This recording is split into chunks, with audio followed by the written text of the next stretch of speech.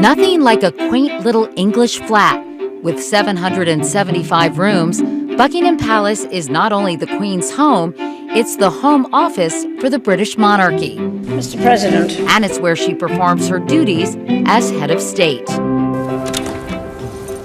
Hello, Katie, how good are afternoon. you? Welcome to Buckingham Palace. Thank you so much. Thank you for having me. It's a pleasure. Edward Griffiths is the deputy master of the household. Well, nice little place you've got here.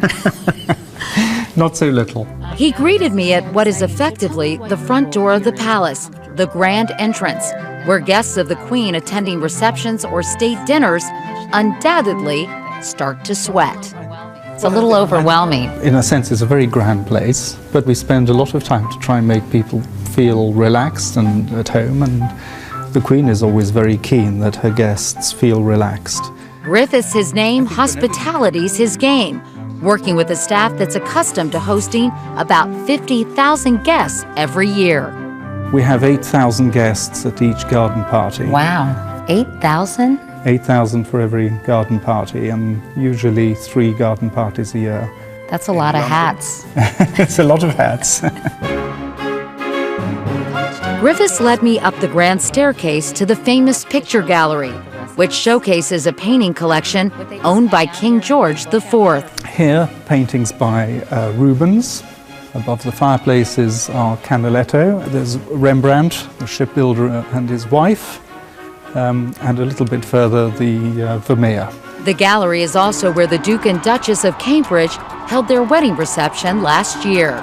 Was it fun? It was a very spectacular and beautiful reception and a beautiful evening. But it got a little crazier, didn't it?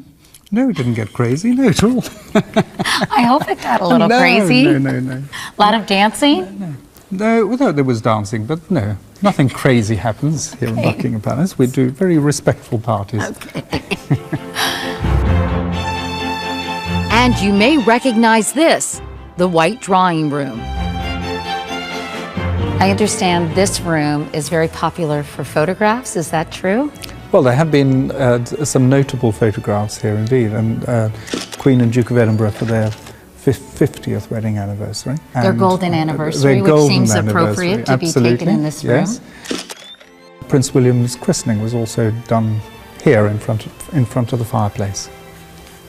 The White Drawing Room is also where the Queen and the Duke of Edinburgh greet their guests, and they really know how to make an entrance. They would come here from their private rooms, and you probably won't find that you can see a door, but this is the Wow, that is so cool. door, neatly hidden behind a piece of furniture.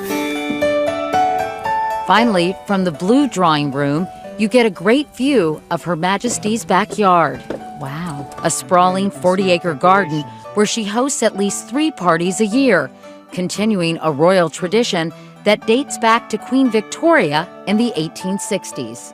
And how do you get an invitation? Not that I'm suggesting anything, but... Well, I think one of the wonderful things about a garden party is that people will be invited from all walks of life and from all over the country.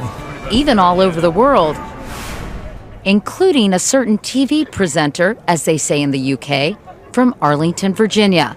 Well, is it true that you shouldn't wear open-toed shoes? Is that true? Again, it's whatever you feel comfortable. Really? Elsa Anderson is the Queen's press secretary. We're here at a garden party here at Buckingham Palace. And not raining. I know, it's a beautiful, beautiful day. Tell me about these events. What is this all about? Well, there are 8,000 people in the garden today. Not necessarily have been lords or ladies, but people who are working class, people who have done something in their community, something for charities, people who actually deserve to be here.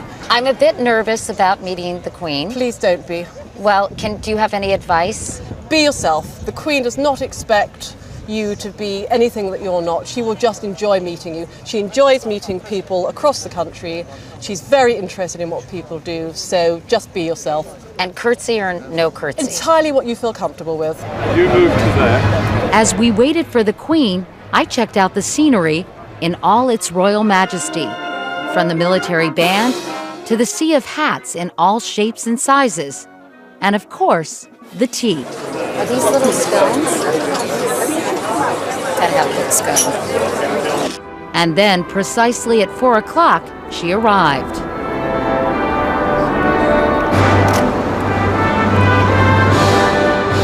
As 60 years of history and tradition walked toward me in a peach frock and matching hat, I couldn't help but curtsy. And I couldn't believe I was actually meeting the Queen.